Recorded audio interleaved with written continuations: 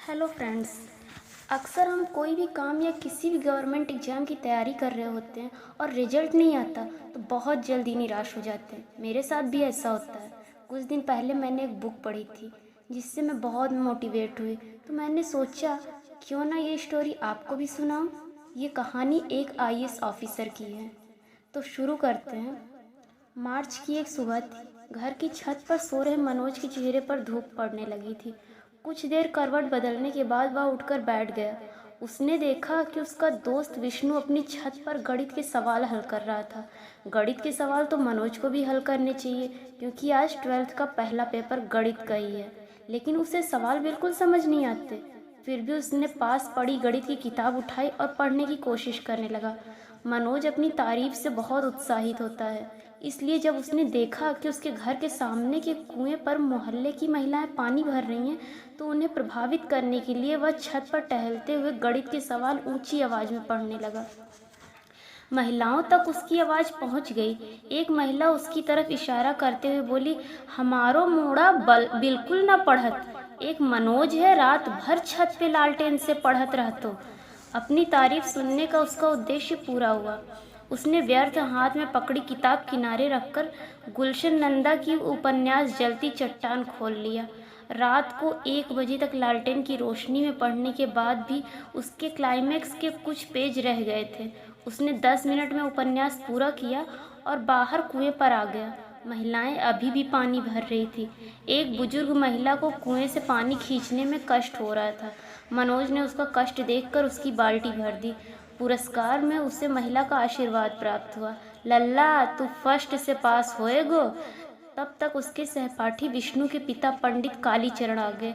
गांव के स्कूल में कक्षा 8 तक गणित पढ़ाने वाले पंडित कालीचरण मनोज और उसकी योग्यता को अच्छे से जानते थे। उसे देखते ही वो बोल पड़े, परीक्षा की तैयारी कैसी है मनोज?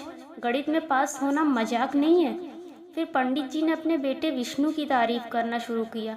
मैंने तो विष्णु से कह दिया है कि फर्स्ट डिवीजन से पास नहीं हुआ तो मैं उसकी पढ़ाई बंद करा दूंगा।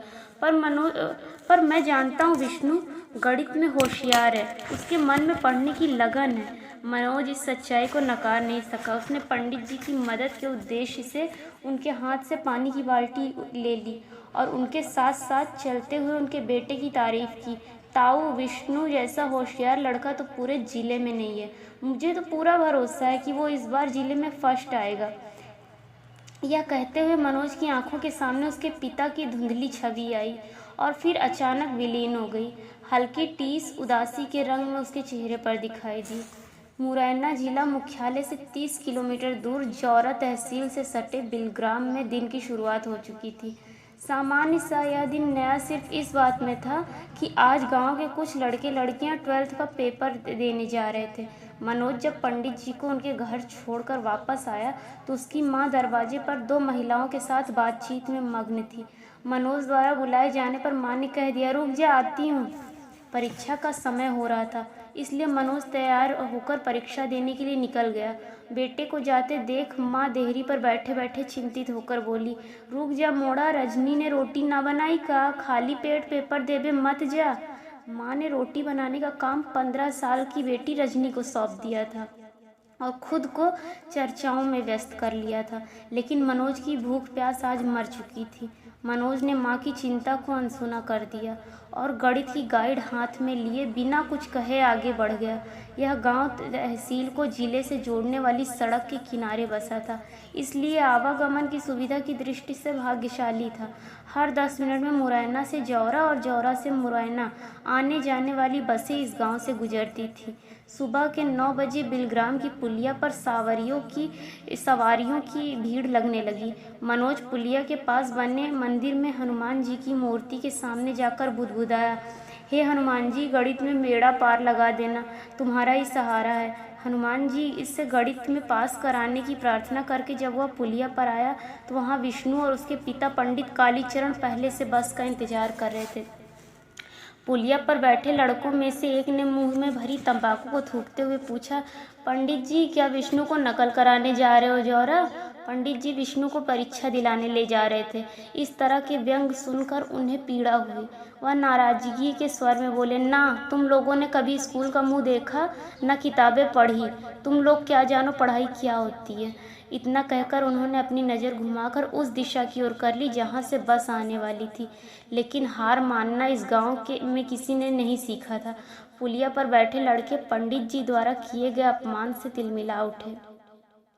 पढ़ के ना थानेदार होत को, मास्टर बन के ऐसे ही स्कूल में गिनती पहाड़े बुलवाएंगे। उनमें से एक लड़के ने सड़क के पार बने स्कूल की तरफ इशारा करते हुए कहा।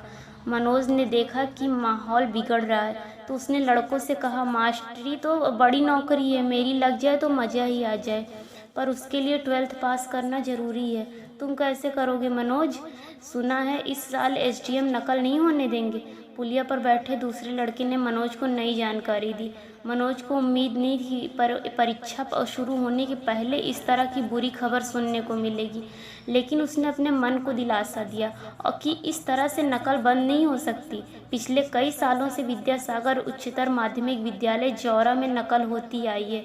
इसी नकल के भरोसे तो उसे 12th पास करने की उम्मीद थी। उसने अपनी 10वीं की परीक्षा भी नकल से ही पास की थी।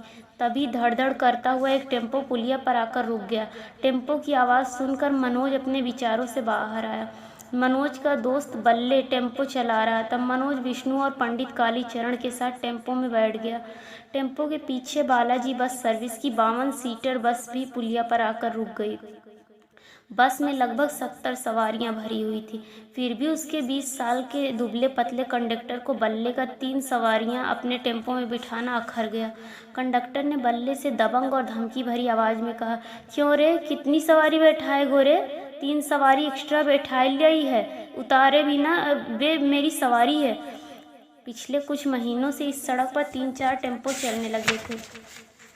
बस ऑपरेटरों को इस बढ़ती प्रतियोगिता से आर्थिक नुकसान हो रहा था, इसलिए बस और टेम्पो के संघर्ष बढ़ने लगे थे। तू काम कर अपनो, जे मेरो गांव है, बस न चल पावेगी तेरी। बल्ले अपने गांव में शेर बन गया। लेकिन बालाजी बस का मालिक धन और राजनीति से ताकतवर था।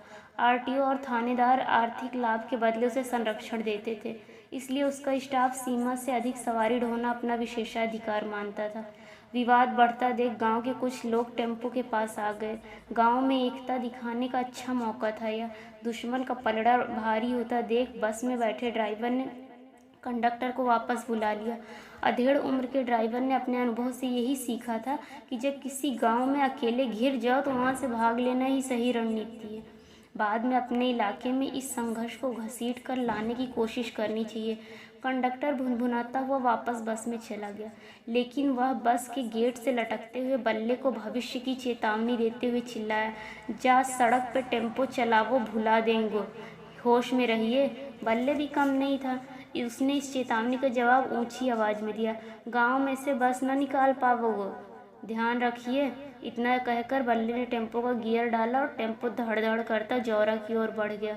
स्कूल के गेट के पास टेम्पो से उतरकर मनोज और विष्णु स्कूल चले गए और पंडित कालीचरण अपने बेटे को सुरक्षित स्कूल पहुंचाकर अपने किसी रिश्तेदार के घर की ओर रवाना हो गए। स्कूल के संचालक नरेंद्र सिंह ने बहुत मेहनत के बाद 12th बोर्ड परीक्षा का सेंटर अपने स्कूल में कराया था।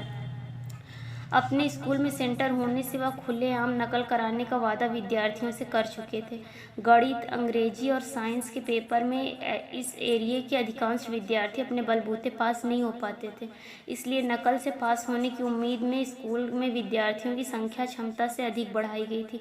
विद्यार्थियों की झुंड भय, आश्चर्य और आनंद के मिले जुले भाव के साथ स्कूल में प्रवेश कर रहे थे। संचालक नरेंद्र सिंह अपने कमरे की खिड़की से आशीर्वाद भरी नज़रों से इन झुंड को देख रहे थे। आज नकल कराने का जिम्मा गणित के शिक्षक दुबे जी पर था। नकल कराने के लिए प्रत्येक क्लास में जाना उनके लिए असुविधा का काम था, इसलिए स्कूल के मैदान में टेंट लगाकर नीचे टाट पट्टियाँ बिछाई गई थी, जिस पर परीक्षार्थी बैठ गए थे। घंटी बज गई, पेपर बट गए। पेपर को 1-2 बार अनजानी निगाहों से देखने के बाद मनोज ने पेपर जमीन पर रख दिया और गणित के सर दुबे जी का इंतजार करने लगा। दुबे जी ऑफिस में बैठकर प्रश्न पत्र हल कर रहे थे। एक प्रश्न हल करने के बाद उसे ब्लैक बोर्ड पर उतरवाना, फिर दूसरे उत्तर की सप्लाई करना मेहनत और योग्यता का काम था। अभी दुबे सर द्वारा दिया गया पहला उत्तर ब्लैक बोर्ड पर उतारा ही जा रहा था कि स्कूल के बाहर हलचल हुई। एक सफ़ेद रंग की पीली बत्ती लगी बोलेरो स्कूल के कंपाउंड में आकर रुक गई। पुलिस की वर्दी में 5 सिपाही सीधे परीक्षा वाले मैदान में पहुंच गए। पुलिस को देखकर दुबे सर का पहले तो हड़बड़ाए, फिर उन्हें लगा कि यह तो औपचारिक चेकिंग है जो हर साल पहले पेपर के दिन शासन द्वारा की जाती है। इससे क्या घबराना। पर जब पुलिस के सिपाहियों ने उम्मीद के विपरीत लड़कों से गाइड, नकल की पर्चियां आदि लेकर एक बोरे में भरना शुरू किया तो उन्हें यह समझते देर नहीं लगी कि मामला गंभीर है। उन्होंने घबराहट में बीड़ी सुलगा ली और ब्लैक बोर्ड डस्टर से साफ करते हुए भागते हुए स्कूल के संचालक नरेंद्र सिंह के पीछे खड़े हो गए। सभी विद्यार्थियों को भरोसा था कि 10 मिनट की कवायद के बाद पुलिस चली जाएगी। उसके बाद उत्तरों की सप्लाई फिर से शुरू हो जाएगी। इसी भरोसे पर विद्यार्थियों ने धैर्य बनाए रखा। लेकिन 10 मिनट बीत गए और मामला सेटल नहीं हुआ तो विद्यार्थियों की बेचैनी बढ़ने लगी। उनके ऊपर फेल होने का खतरा मंडराने लगा। आज के इस रंगमंच के केंद्र में खड़े एक युवक की ओर इशारा करते हुए एक लड़का बोला, ये तो एसडीएम दुष्यंत सिंह हैं। दुष्यंत सिंह ने नरेंद्र सिंह से कहा, आपको शर्म आनी चाहिए, आप खुलेआम नकल करा रहे हैं। घबराए हुए लड़के और अधिक घबरा गए। एक सरकारी अधिकारी की ताकत देखकर मनोज को आश्चर्य हो रहा था। एसडीएम का रौब रुतबा गजब का था। हमेशा अपनी दबंगई में रहने वाला जौरा थाने का थानेदार कुशवाहा भी अपने से आधी उम्र के एसडीएम के सामने हाथ बांधे खड़ा था। नकल के इंतजार में बैठे लड़के एसडीएम को कोस रहे थे। नरेंद्र सिंह को समझ नहीं आ रहा था कि उनकी नकल की जमी जमाई सेटिंग एसडीएम ने कैसे बिगाड़ दी। नरेंद्र सिंह ने स्कूली शिक्षा के ज्वाइंट डायरेक्टर को फ़ोन लगाकर एसडीएम की करतूत कह सुनाई। ज्वाइंट डायरेक्टर एसडीएम की कार्यप्रणाली से परिचित थे। उसने कहा, दुष्यंत सिंह का कोई इलाज नहीं है। ऐसे अधिकारी ही होते हैं जिन्हें जमी जमाई व्यवस्था को उजाड़ने में मजा आता है। जौरा के बुरे दिन आ गए। मैदान उजड़ गया, विद्यार्थी चले गए, कॉपियां खाली छूट गईं। पर जुझारू मनोज ने अपनी कॉपी खाली नहीं छोड़ी। उसने सुना था कि कॉपी भरने से भी पास हुआ जा सकता है, इसलिए उसने पेपर में पूछे गए सवालों को ही उत्तर पुस्तिका में बार बार लिखकर उसे भर दिया।